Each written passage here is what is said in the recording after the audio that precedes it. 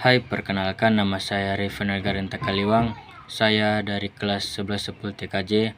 Di sini saya akan menyampaikan inti rangkuman semua materi pembelajaran. Pertama, budaya dan iptek dalam agama Kristen. 1. Manusia sebagai ciptaan berbudaya. Manusia diciptakan menurut gambar Allah seperti dalam Kejadian 1 ayat 27 berbunyi demikian. Maka Allah menciptakan manusia itu menurut gambarnya. Menurut gambar Allah diciptakannya dia laki-laki dan perempuan. Kedua, iptek sebagai anugerah Tuhan.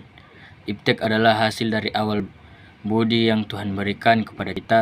Teknologi bisa membantu hidup manusia seperti komunikasi, kesehatan, pendidikan, dan pekerjaan.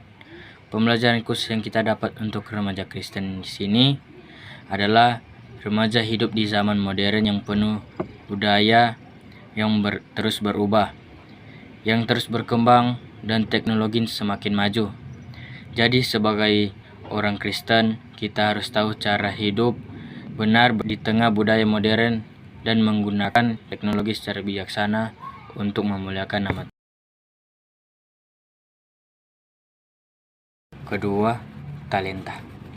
Inti materi talenta dalam agama Kristen. Talenta adalah pemberian Tuhan. Setiap orang menerima talenta atau karunia dari Tuhan. Talenta adalah berupa kemampuan, waktu, harta, karakter, atau kesempatan. Talenta juga harus dipakai dan dikembangkan karena talenta digunakan untuk memuliakan nama Tuhan.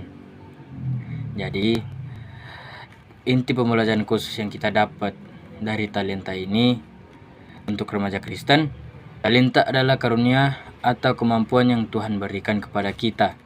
Jadi, dengan talenta yang diberikan oleh Tuhan, kita harus memakai talenta itu dengan baik dan bisa memuliakan nama Tuhan. Yang ketiga, misi penyelamatan Allah. Misi penyelamatan Allah adalah rencana Allah untuk memulihkan manusia yang terpisah darinya karena dosa. Allah mengutus Yesus untuk menyelamatkan manusia melalui kematian dan kebangkitannya. Keselamatan ini adalah anugerah yang diterima melalui iman. Jadi pembelajaran khusus untuk remaja Kristen dari misi penyelamatan Allah ini. Misi penyelamatan Allah ini adalah inisiatif Allah untuk menolong manusia yang terpisah darinya karena dosa. Jadi kita sebagai remaja selalu bersyukur karena Tuhan menolong kita yang terpisah darinya. 4. Peran Roh Kudus. Peran Roh Kudus adalah penolong yang Allah berikan untuk tinggal dalam hati orang percaya.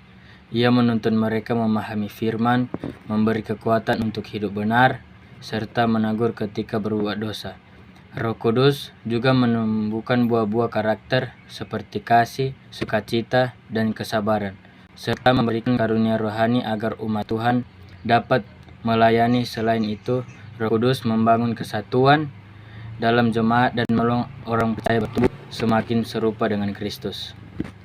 Jadi pelajaran khusus peran Roh Kudus dalam hidup remaja Kristen adalah Roh Kudus sebagai penolong sehari-hari, membimbing untuk mengambil keputusan. Jadi Roh Kudus bekerja nyata dalam hidup remaja Kristen. Ia menolong, menguatkan, membimbing, mengubahkan karakter, memberi karunia, dan menyatukan orang. Proses pertumbuhan diri dan tanggung jawab.